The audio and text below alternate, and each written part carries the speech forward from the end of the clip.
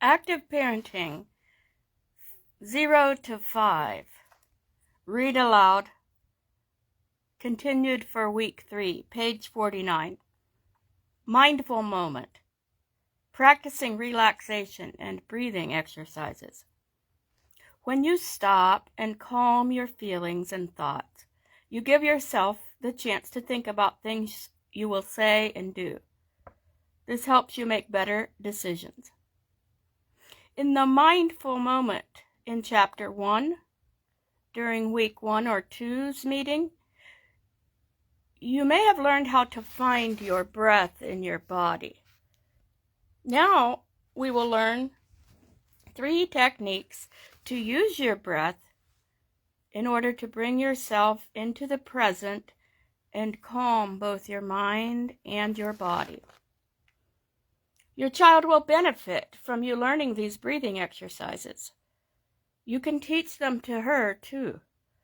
They're easy and they will help to calm anyone's thoughts and feelings when they are upset or overstimulated. Perhaps practicing mindfulness is another way your child can learn the important skill of pausing to think before acting. Children will learn these breathing techniques best when they are calm, so do not try to teach your child them when he is feeling upset or distraught.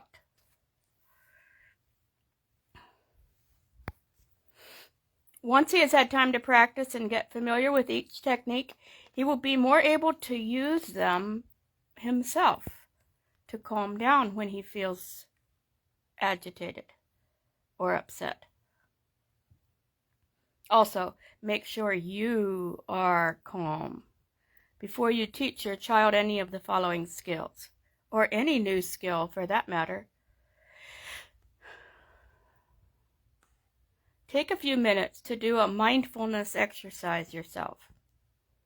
Calm yourself and thoughts and bring yourself into this present moment, feeling the ground beneath your feet, noticing where your body feels tight and tense.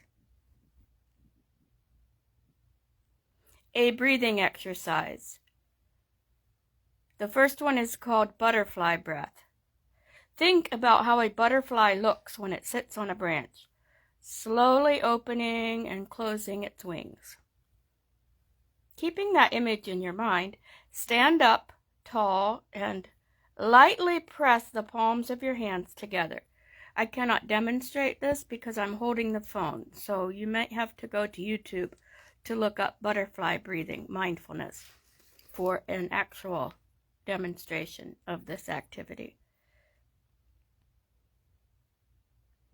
Press the palms of your hands together in front of your chest as if in a praying position. This is the wings closed. Inhale deeply while you slowly open your hands or wings, moving your hands apart until your palms face forward and your thumbs are in line with your shoulders. Your back will be tense. Hold this position for a few seconds to the count of 4. Then slowly exhale your breath and bring your hands back together in front of you. Allow the muscles in your back to relax as you move your hands back to the original position, gently touching in front of your chest. Repeat this 3 times, 3 breaths. Breathing exercise number 2, called Windy Woods. For this exercise, we will stand and make believe we are trees in the woods, waving gently in the breezes. So to begin, stand tall, take a deep breath, filling your lungs as completely as you can, all the way down until your belly expands. As you exhale, you will lift your arms high up over your head. Now begin to sway like a tree in the wind to the count of 4. Then slowly exhale through your mouth, blowing lightly as though you're blowing out a birthday candle. lowering your arms when you finish exhaling. You can repeat this breath 3 times. Breathing exercise number 3, balloon breathing. For this exercise, you will stand and make believe you are a balloon, letting its air all out. Remember the sound balloons make when you blow into them and then release them, and they sputter and flutter as they deflate? Put your hands onto your shoulders. As you inhale deeply, let your belly expand and extend your arms up over your head with your elbows slightly bent. Hold this position to the count of 4, just a few seconds. As you exhale, then, slowly through your mouth, make the sound of the balloon losing its air, similar to blowing a raspberry. Slowly empty your lungs, lowering your arms until you have exhaled all the air from your hands, back in their original position on your shoulders. Age guidelines for breathing techniques. These breaths are appropriate for children ages 2 and older. For small children, do the breathing exercises while facing the child, making eye contact with him face to face, and encouraging him to follow and imitate whatever parts of the motion he can. Page 51. Keeping a child safe and sound. Baby-proofing your house. When we described the just right parenting style in the beginning, we said that the number 1 job of an adult is to protect a child. This means you need to protect problems before they happen as often as ever you can. Young children want to learn and know about everything. They do not understand that the world can be dangerous. It is up to us to teach your child what is safe and what is not. This begins in your home. A home can be a dangerous place for a very small child. For example, your child may want to know what is in the hole found in the toilet. She may want to play in the water. She does not know she could get her hand stuck under the toilet seat or even fall into the toilet. You need to keep her from playing in the toilet. Keeping a baby safe is a big job. Keeping your house safe for a child is a good way to start. Put away anything that could break, hurting your child. Place it out of sight and out of reach. We call this child-proofing. It means you will make your house safe before your child gets hurt. You do not have to say no to your child as often when it is safe ahead of time. Never leave a young child at home alone. If there were to be a fire or a medical problem, your child must have a responsible caregiver or adult there to help them. Be sure you know any child giver you bring into your home to watch your child and spend time with them. Do not leave your child with anyone you think might get mad and hurt her. If you take your child away to a child care center, check around beforehand and find out if it is a healthy, safe place for them. We will read more about finding good child care on page 58. Being safe away from home is important as well. When you are in a car, everyone must wear a seatbelt to ride with you. This is the law in the United States. Never have more people in a car than you have seatbelts. Young children must also be in a safety seat, typically up to about age 4, or a booster seat. This is typically up to about age 5, depending on height and weight. You may think that you can hold your child safely in your lap while riding, but research on car crashes shows that you cannot keep a hold on them during a sudden stop. There's too much force, and she will fly right out of your hands before you know what happened. Also, never leave a young child in a car waiting alone. Do not leave her for even a few minutes. Bad things happen fast.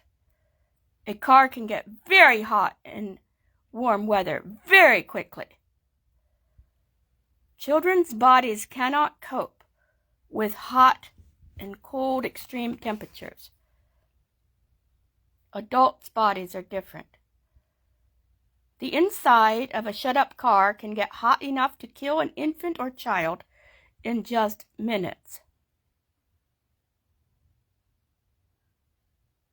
Even if it's cold outdoors, if the sun is shining.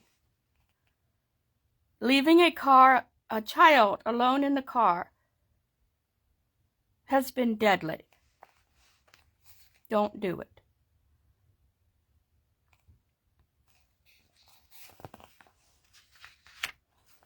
Other important things to remember about safety belts and seats for babies or a young child. Always use a child safety seat and seat belt. You may be able to get a reduced cost car seat for your child from a public health care organization. Call your county or state health department if you need help. Request information about these. Sometimes families donate their gently used safety seats to the Pregnancy Care Center of Wayne County. Then we place them in the boutique as long as the expiration date is still valid. Know your state's laws about seat belts, safety seats, and booster seats. 2 good online resources for parents to listen to are the National Highways Traffic Safety Administrators website and the American Academy of Pediatrics page about car seat safety. Look these up.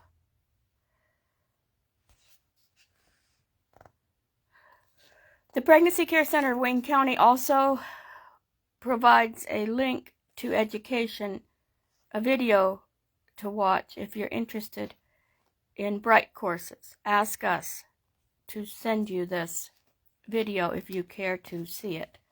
It's very informational and interesting to watch. Strap the car seat to the car with the seat belt. Make sure it fits tightly. Strap your child to the car seat. And if you're stuck on how this all works, you can go to a local fire department. They know how to do all the modern seats, and they can help you figure it out. Read and follow all instructions that come with your car seat.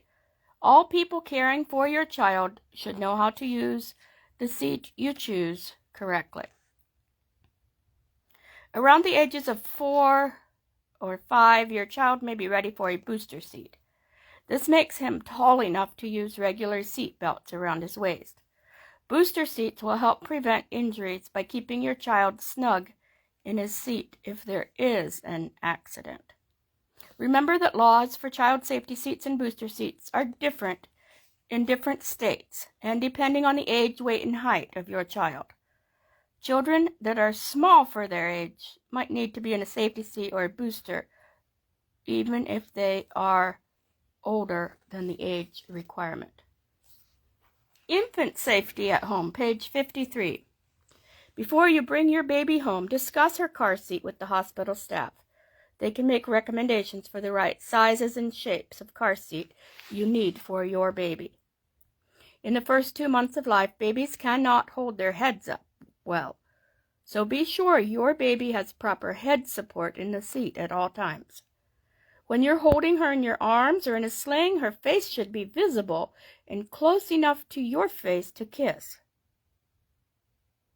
When she is in a rear-facing car seat, it is best that someone rides in the back seat with her to make sure her head does not slump over. This could block her air passage. Premature babies are especially at risk, so be sure to ask for any special instructions while at the hospital from your baby's pediatrician and nurses. Follow all the sleep safety rules given for babies. These include placing your baby on his back only to sleep. Use a safety-approved crib with safety-approved mattress. Do not add pillows, blankets, bumper pads, stuffed animals, or any other items in the crib with your baby. Change your baby into his sleep suit to keep him warm and comfortable. These might be called sleep sacks in some places, or kimonos. Newborns and young infants should share the room with their parents, but not the same bed as the parents. Place the baby's crib near the parent's bed or alongside the parent's bed. Please remember that this list and all safety suggestions are not exhaustive.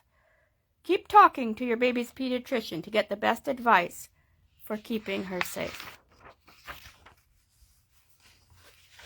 A safe home checklist. Read this list, then go through your house doing what has not been done. Put a check in each box as you do it. While your child grows, you will need to recheck this list to make sure that you have adjusted your home to match your child's increasing size and ability to reach things. In the living room, cover all electrical outlets with plastic covers.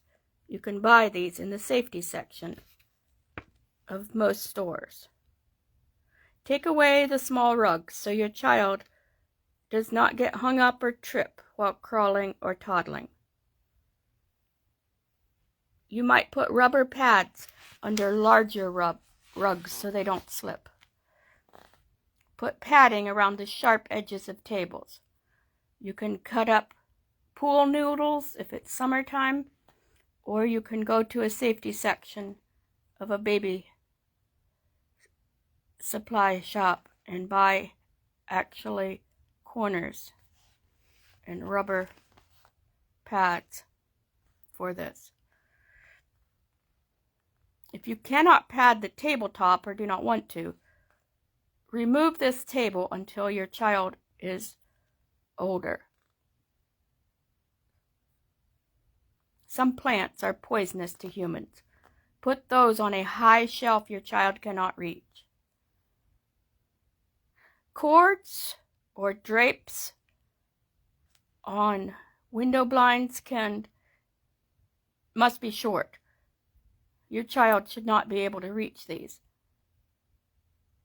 If the cords have loops, cut them. Put away anything fragile that can break.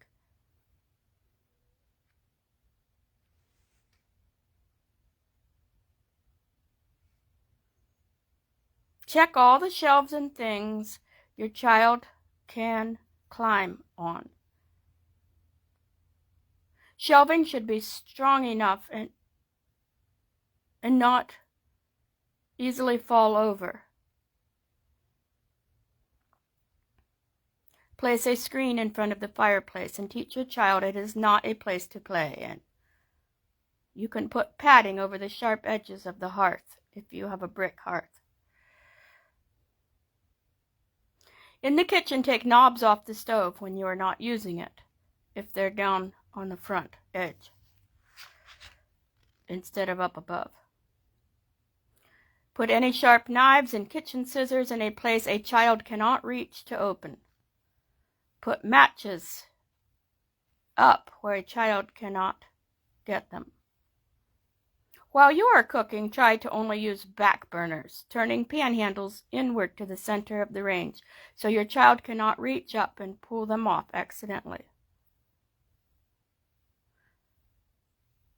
Put away all cleaners, paints, and detergents in a cabinet with a child safety lock. You can buy these in many stores. And if during the course of parenting your child ingests something that concerns you, call poison control at 1-800-222-1222. They can help you know. Do not use strong cleaners near your child. The smell can make him feel sick or even burn his skin. If your child swallows any poison, call poison control immediately. Unplug everything you are not using, such as the toaster, iron, blender, and so on. Keep all plastic bags and garbage bags in a place your child cannot reach and suffocate in. Wipe up all the spilled liquids from the floor as soon as they happen. In the bathroom, keep caps on all bottles. Use child-proof safety caps. Ask your pharmacist for them. Also, make sure they're on prescription medications. Lock up all medicines, vitamins, aspirin, alcohol, laxatives, and so on. Even vitamins, even children's vitamins. These are important to lock up because the iron in them can poison young children. Also, their bodies are smaller and it takes less of any substance to overpower them. Put rubber mats down in the bathtub and the shower to prevent slipping. Keep a bath mat next to the bathtub and shower. Put a toilet lid latch on the toilet if your child likes to reach in. If you can, lower the temperature of your hot water heater, wherever it is. Find it and make sure it's 120 degrees Fahrenheit at the very highest. Water that is this hot should not be able to burn your hand when it runs out the faucet. If you cannot change the water temperature, you might consider using a hot water faucet guard. Buy these in many building stores. Be sure your faucets do not turn on very easily. And it's important to never, ever leave a child alone in the bathtub. Drowning is too great a possibility. In the child's bedroom, look at all her toys. Take away any toy with broken or sharp edges. Take away toys with tiny pieces that are not bigger than a walnut. That's an English walnut, about 2 inches, like a ping pong ball. Use only toys that are designated right for your child's age. Make sure windows cannot open. That surprises me, but I guess there's concern of them falling out the window. Cover electrical outlets. On the stairs, if you have a young child, put a gate at the top and bottom of the stairs. Keep stairs clear of toys, papers, and other objects. Garage or workroom. Workroom. Put away all your tools so your child cannot reach them. Put paints, cleaners, and other chemicals in a place your child cannot open or reach. Lock away poisons. Put nails and screws in a place your child cannot reach or open. In the laundry room, always close your washing machine and dryer doors. Okay, this is a problem. If you have a front-loading washer, you need to let it hang open to dry out. But you also don't want your child crawling in and pulling the door shut and getting trapped in the front-loading washer. So you may have to always keep the laundry room door closed, the way one family I know did. I guess and the other option is to close the washer door.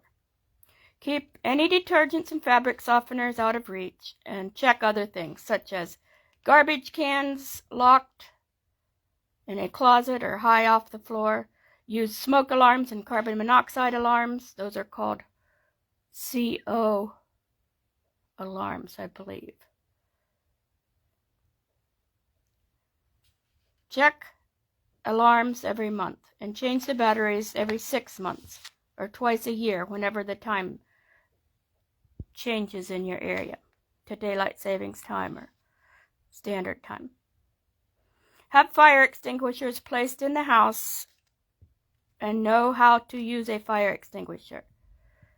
Practice how to get out of the house in the event of a fire. Remember, you need to crawl along the floor where there's less smoke. Have an escape plan developed. Put some numbers in your telephone. Poison control, 1-800-222-1222. Fire, 911. Police, 911. Your physician's number and your pediatrician's number. Do not leave a child unsupervised around bathtubs, hot tubs, swimming pools, even baby pools, ponds, lakes, streams, rivers, or any other body of water, or spraying water slides. Babies, young children are weak swimmers and should always have an adult within arm's reach of them. Even after they know how to swim, a young child should not be left alone around water, even in a bucket to clean. They can so easily drown in only a few inches of water. Playing safely. Here's a checklist. Part of preventing problems is to make sure toys and other objects your child has to play with are safe. Here are some safe things your child can do in different parts of the home. In the kitchen, let your child play only in a low drawer. The bottom drawer will be her personal drawer. Put in it some safe things, a pot, some pans, maybe some empty cartons, and she will have something safe to do every time you are working in the kitchen. In a bathroom, always supervise children around a tub when there's water in it. Put out a low, safe stool in the bathroom for your child's use. When he is learning how to wash his hands, he can climb up on it and brush his teeth as well. Climbing onto the toilet can be easier for 2- and 3-year-olds when there's a low, safe stool. In bedrooms and living rooms, make sure some low shelves are available or crates for your child. You can use colorful plastic crates to hold up a board, or use some shelving to store children's toys. You will be able to see the toys there and can play with them more. Use a shoebox to store small items.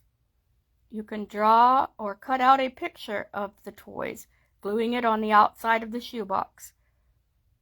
Then they learn to separate farm animals and blocks and so on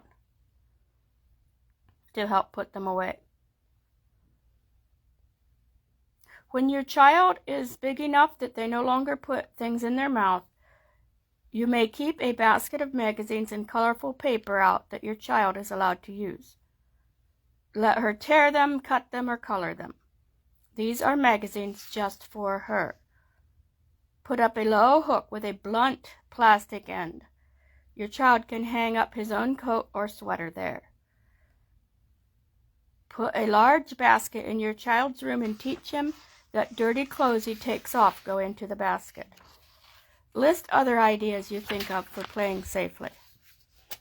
Page 58, we will discuss finding good child care.